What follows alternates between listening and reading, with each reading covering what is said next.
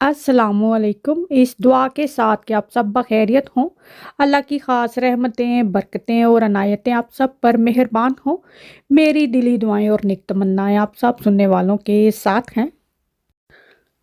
अगर आपको बेकिंग करने का शौक़ है तो आज के इस व्लॉग में हम होम बेकिंग को किस तरह से आप प्रमोट कर सकते हैं और किस तरह से महारत हासिल कर सकते हैं, आज के इस व्लॉग में हम इसी पर बात करेंगे। बेकिंग का सारा जो दारोमदार है और जो इसकी बेस है वो इसकी मेजरिंग है, यानी कि नाप तोल है। बिना नाप तोल के बेकिंग नहीं हो सकती है। तो इसके लिए आपके पास जो मेजरिंग टेबल स्पून होते हैं वो और मेजरिंग कप जो है वो होने ज़रूरी हैं। इसके अलावा जिसमें हमने केक बेक करना है, जैसे कि ये केक टिन है, ये 6.5 इंच है और इसमें आप 1 कप जितना केक के बैटर को बेक कर सकते हैं। 1 कप से ज़्यादा करेंगे उसको बहुत ज़्यादा टाइम लग जाएगा। और ये वाला केक टिन जो है ये 8 इंच है और इसमें आप 1.5 कप जितना केक का बैटर बेक कर सकते हैं। 1 कप भी हो जाएगा, लेकिन मैक्सिमम जो है वो 1.5 कप होगा। 2 कप करेंगे तो उसको बहुत ज़्यादा टाइम लग जाएगा। तो केक जो बेक करना है वो केक के टिन के अकॉर्डिंग ही बेक होता है। अभी ये जो केक टिन है ये मेरे पास तकरीबन 10-12 साल पुराना है और ये सारे राउंड केक टिन है, 9 इंच है और इसमें 2 कप जितना केक का बैटर अच्छे से बेक हो जाएगा।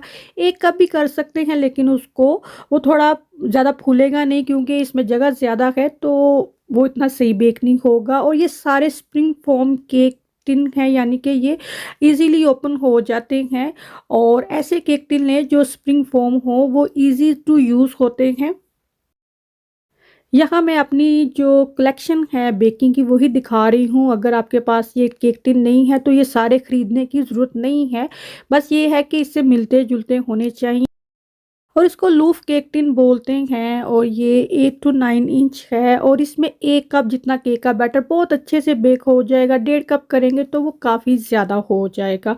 और ये वाले भी लूफ केक टिन है और ये आई थिंक 5 to 6 इंच होंगे और इसमें 1/2 कप जितना केक का बैटर जो है वो बेक होगा, क्योंकि ये थोड़े नैरो से हैं तो इसमें 1 कप सही से बेक नहीं होगा। तो 1/2 कप जितना जो है वो केक का बैटर सही से बेक हो जाएगा। इसको सैंडविच केक टिन बोलते हैं या केक ट्रे बोलते हैं। ये छोटी-छोटी सी होती हैं, 5 to 6 इंच हैं और इस जितनी ऊंचाई है उसी हिसाब से इसमें केक का बैटर आएगा और इसमें सिर्फ 1/2 कप जितना केक का बैटर आता है। और ये ब्राउनी टिन है, लेकिन इसको केक के लिए भी यूज़ कर सकते हैं। आई थिंक ये 8 by 8 है। और इसके अलावा ये रोस्टिंग ट्रे है, ये बेकिंग के लिए नहीं है, लेकिन मैं इसमें केक बेक कर लेती हूँ। और जो ब्राउनी टिन है उसमें एक तो ब्राउनी बनती है, दूसरा 1 कप जितना केक का बैटर सही बनेगा। और ये जो रोस्टिंग ट्रे है मैं इसमें बेकिंग भी कर लेती हूँ, 12 by 8 है और 1.5 कप जितना इसमें केक का बैटर सही से बनता है। ये पायरेक्स की ग्लास डिश है, इसमें भी केक बेक हो सकता है। 1 कप जितना इसमें सही बेक होगा, लेकिन ये है कि इसमें टाइम बहुत ज़्यादा लगता है क्योंकि ये बहुत थिक है। केक के लिए मेटल के बर्तन होते हैं, क्योंकि वो फ़ौरन से हीट की वजह से गर्म हो जाते हैं, तो केक सही से और जल्दी बेक होता है। इसमें बेक करेंगे इसको बहुत ज़्यादा टाइम लगेगा। सपोज़ मेटल में अगर आधा घंटा लग रहा है तो इसमें 1 घंटा लगेगा किसी केक को बेक करना है। कप केक के लिए जो मेरे पास ये अभी मैंने आपको दिखाए, ये सिलिकॉन के कप केक केस हैं जो कि मैं आइकिया से लाई हूँ।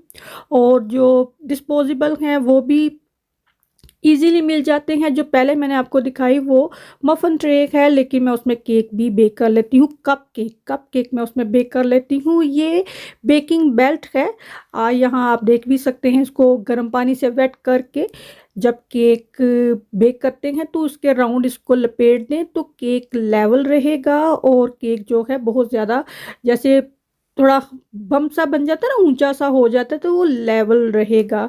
तो ये भी बेकिंग के लिए इस्तेमाल होती है। मैं काफ़ी टाइम से लाई हुई हूँ हॉबी क्राफ्ट से, तो अभी मैं इसको इस्तेमाल करना शुरू करूँगी। ये है केक लिफ्टर। जब केक को आइसिंग करते हैं तो केक को बोर्ड से उठाकर केक स्टैंड पर रखने के लिए। और ये कटर हैं जो कि कुकी कटर के तौर पर या केक को काटने के लिए बेकिंग में इस्तेमाल होते हैं। आप ओवरऑल भी इसको यूज़ कर सकते हैं कुकिंग में। और ये बेकिंग मोल्ड है जिसमें केक को जिस मर्जी साइज में बेक भी कर सकते हैं, और इसमें किसी और में केक बेक किया हुआ है तो इसमें एडजस्ट करके उसकी आइसिंग भी की जा सकती है। ये मैं आइकिया से लाई।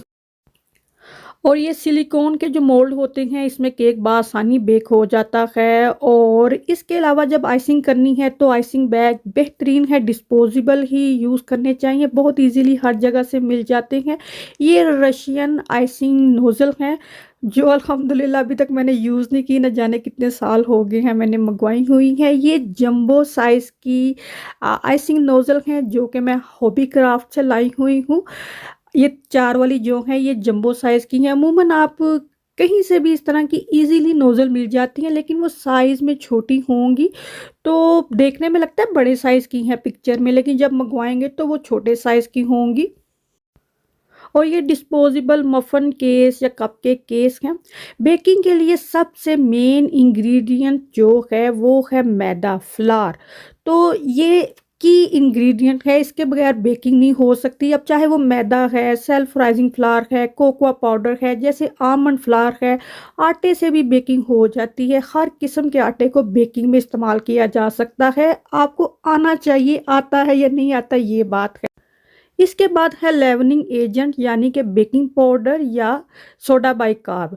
बेकिंग पाउडर पाउडर फॉर्म में होता है और सोडा बाइकार्ब थोड़ा ग्रेनी सा होता है, और ये ऐसे टाइट से जार में आते हैं ताकि ये जो इनका असर है वो इसी में रहे, और ऐसे ही यूज़ करने चाहिए और इनको खोल के नहीं रखना चाहिए।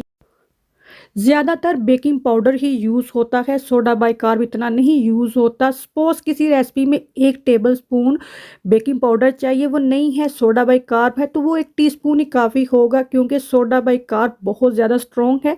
प्लेन फ्लावर के अलावा सेल्फ राइजिंग फ्लावर होता है, उसमें ये जो बेकिंग एजेंट है बेकिंग पाउडर या सोडा बाइकार्ब ये पहले से मिला होता है, तो इसमें डालने की ज़रूरत नहीं होती है जब आप बेसिक बेकिंग कर रहे हैं तो। अंडे जो हैं ये बेकिंग के लिए ज़रूरी हैं, लेकिन ये की इंग्रेडिएंट नहीं है। अंडे और चीनी को बेकिंग के लिए जब इस्तेमाल किया जाता है तो इनको जितना ज़्यादा अच्छे से बीट किया जाएगा आपका केक उतना ही फ्लॉलेस और बेहतरीन बेक होगा। बेकिंग का नेक्स्ट इम्पोर्टेंट इंग्रेडिएंट जो है वो फैट है, चाहे वो कुकिंग ऑयल है, बटर है, या आमंड ऑयल आप यूज़ कर रहे हैं, कोकोनट ऑयल यूज़ कर रहे हैं, इवन घी भी आप बेकिंग में यूज़ कर सकते हैं। कुकिंग ऑयल लिक्विड है तो वो एमएल में होता है, बटर और घी सॉलिड है तो वो ग्राम में होते हैं। 1 कप कुकिंग ऑयल 100 ग्राम बटर के बराबर है या घी के बराबर है। वनीला एक्सट्रैक्ट जो है ये बेकिंग में लाजमी इस्तेमाल होता है, क्योंकि जिस केक में आपने एग इस्तेमाल किया है अगर ये नहीं यूज़ करेंगे वनीला एक्सट्रैक्ट, फ्लेवर नहीं एक्सट्रैक्ट, तो इसकी जो एग की खुशबू है वो नहीं जाएगी, वो केक में महसूस होती है तो केक आप खा नहीं सकेंगे। बेकिंग पाउडर और सोडा बाइकार्ब ये बेकिंग में लाजमी इस्तेमाल होते हैं क्योंकि ये केक को फुलाने में हेल्प करते हैं। तो जितनी रेसिपी की रिक्वायर्ड है उतना ही यूज़ करना चाहिए। बहुत ज़्यादा यूज़ करने से केक जो है वो ख़राब हो जाता है या बेकिंग आपकी ख़राब हो जाएगी। कोकोआ पाउडर भी एक बहुत ही ज़रूरी इंग्रेडिएंट है, चाहे आप चॉकलेट केक बना रहे हैं, मार्बल केक बना रहे हैं, ब्राउनी तो आई थिंक बनेगी नहीं ना ये कोकोआ पाउडर के बगैर। तो कोकोआ पाउडर जो है ये बहुत ड्राई इंग्रेडिएंट है, तो इसके साथ या तो सादा पानी इस्तेमाल किया जाता है, थोड़ा गर्म पानी हो गया, या इसके साथ थोड़ा कॉफ़ी वाटर यूज़ कर लिया जाता है क्योंकि चॉकलेट के साथ कॉफ़ी का फ्लेवर बड़ा ही अच्छा लगता है। इसको कहते हैं ब्लैक ट्रिकल। ये मैंने अक्सर बेकिंग में इस्तेमाल किया है, दिखाया भी है अपने व्लॉग में, आपने देखा भी होगा। ये एक सीक्रेट इंग्रेडिएंट है प्रोफेशनल बेकिंग का जो कि चॉकलेट केक में, कॉफ़ी केक में, ब्राउनीज़ में आप यूज़ कर सकते हैं। क्वांटिटी आपने इसकी जितनी रिक्वायर्ड है उतनी ही यूज़ करनी है।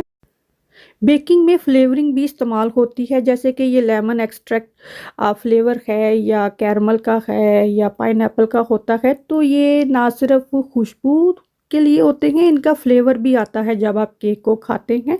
तो ये केक जो है ये जो केक का बैटर आप देख रहे हैं ये कुकिंग ऑयल से बना है, ये बटर से बना है। तो जब आप अच्छे से केक के सारे स्टेप पूरे करेंगे, तो जब सारे स्टेप आप सही से फॉलो करेंगे तो केक के बैटर का रिजल्ट ये होगा। ज़्यादातर केक जो हैं वो 180 पर बेक होते हैं, लेकिन अभी मैं ज़्यादातर बेकिंग जो है 160-65 पर करती हूँ। 5-10 मिनट ज़्यादा लग जाते हैं, लेकिन केक बहुत अच्छे से फूलता है और बहुत ही अच्छा बनता है। आप कोई भी केक बना रहे हैं, जब हाफ वे थ्रू आपका जो प्रिपरेशन है केक के बैटर की वो हो गई है, फिर आप ओवन को ऑन करें और प्री हीटेड ओवन में हमेशा केक को बेक करें। और बहुत ज़्यादा जो है, मेरा फ़ैन फोर्स ओवन है तो वो वॉल के ऊपर फ़ैन लगा हुआ है। अगर हीट है, जैसे ग्रिल लगी हुई है या बॉटम पर उसकी हीटिंग सिस्टम है, तो हीट से थोड़ा परे करके रखें केक को, ताकि वो जले नहीं। और हमेशा मैं बताती हूँ जब भी बेकिंग की कोई चीज़ आपके साथ शेयर करूँ, कि केक बेक होने के बाद उसको ढक कर रख दें, ताकि वो जब ठंडा होगा तो उसका जो मॉइस्चर है ना वो ख़त्म नहीं होगा, वो ढकने से उसके अंदर ही रह जाएगा।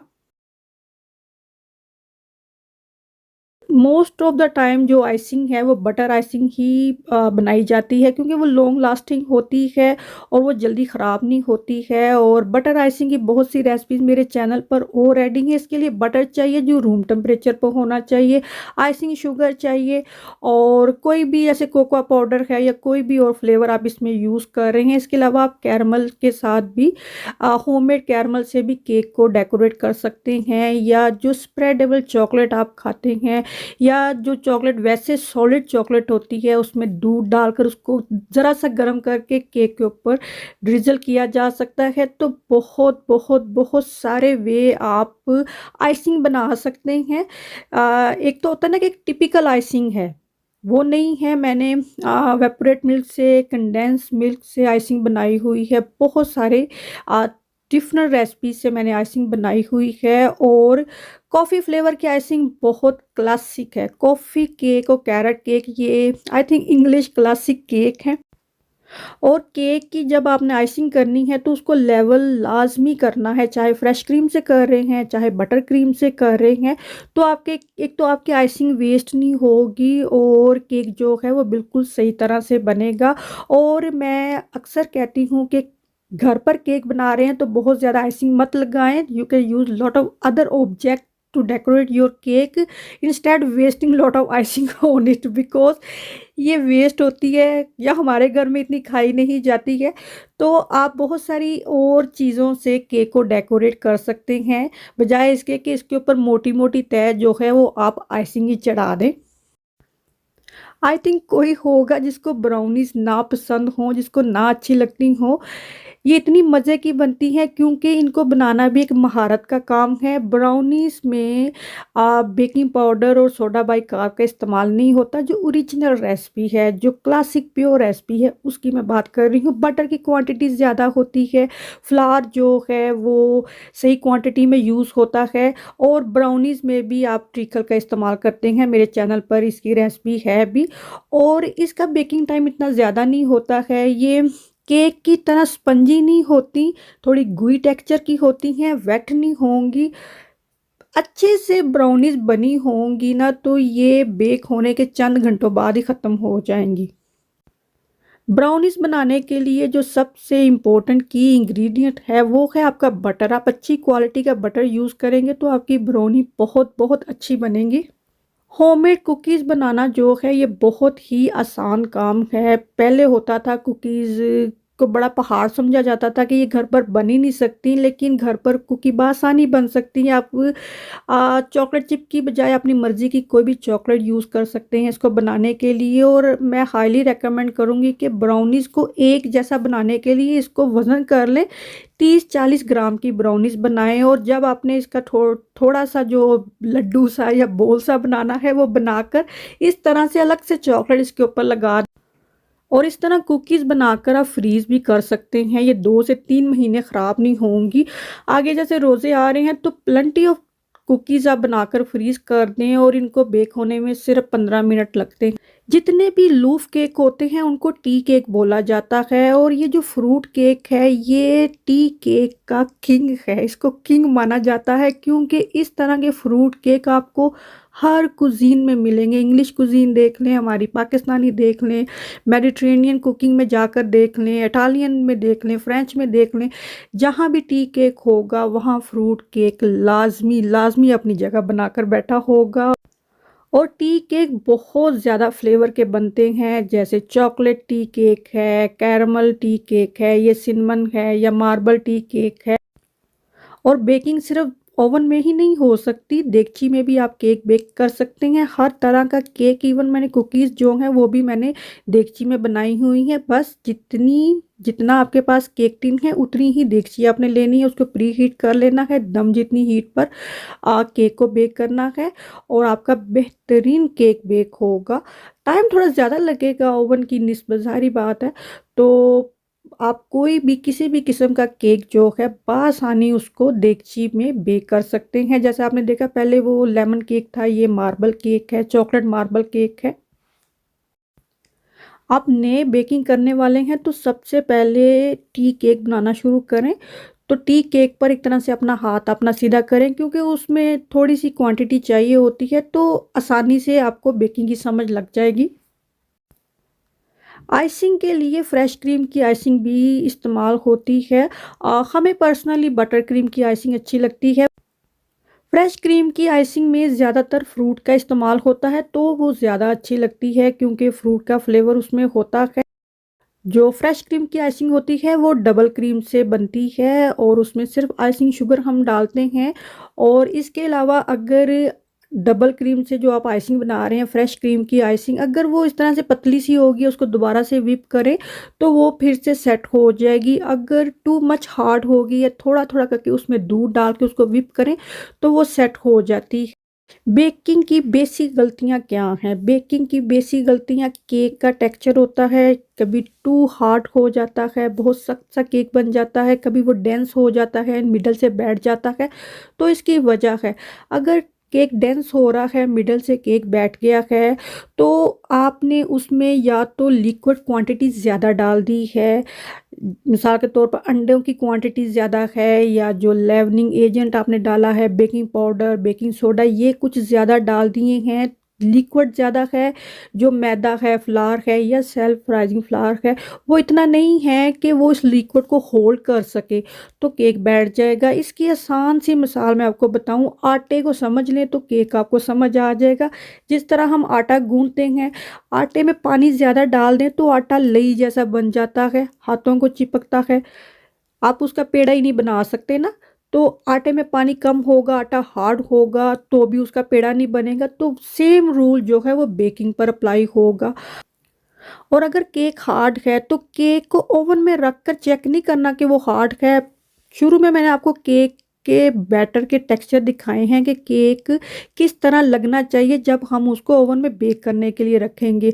तो अगर वहाँ तक आपको लग रहा है कि सारे इंग्रेडिएंट सही हैं, सब कुछ सही है, लेकिन केक हार्ड लग रहा है, तो थोड़ा थोड़ा करके उसमें दूध डालकर उसके जो बैटर है उसको सही कंसिस्टेंसी तक लाएं, तो आपका केक जो है वो हार्ड नहीं होगा। बेकिंग करते वक्त हमेशा रेसिपी को फॉलो करें। अगर आप किसी रेसिपी से केक बना रहे हैं, मैंने भी जब शुरू में बेकिंग देखी थी तो मैंने भी यूट्यूब से ही सीखी थी। तो बेकिंग कर कर के फिर आपको अंदाज़ा हो जाता है कि आप किस तरह से इंग्रेडिएंट को आगे पीछे कर सकते हैं। तो अगर शुरू में बेकिंग कर रहे हैं तो जो रेसिपी है आप उसको फॉलो करें। ये बेसिक बेकिंग के रूल हैं जो आज हमने यहाँ पर डिस्कस किए। इसके अलावा बेकिंग बहुत और तरह की है, आगे आने वाले दिनों में हम और ज़्यादा इस पर बात कर सकते हैं। तो आज सिर्फ मैंने बेसिक पर बात की है। अगर आप बेकिंग करते हैं, हो सकता है कभी आपसे कोई केक गलत बना हो, तो आज की डिस्कशन से आपको कोई बात समझ में आई हो कि क्यों गलत हो रहा है या किस वजह से। और अगर आपको लगता है कि जो बेसिक आज हमने डिस्कशन की है बेकिंग, होम बेकिंग के हवाले से, तो उसमें कोई चीज़ ऐड कर सकते हैं तो ज़रूर शेयर करें। मैं आपके नाम के साथ एज अ शाउट आउट उसको आपने व्लॉग में शामिल करूँगी। आज का व्लॉग बस यहीं तक है। अच्छा लगा है तो थम्स अप बटन ज़रूर प्रेस कर, और अगर पहली दफ़ा मेरे चैनल पर विज़िट कर रहे हैं तो उसको ज़रूर सब्सक्राइब करें। अपना और अपनों का बहुत सारा ख्याल रखें। अल्लाह हाफिज़।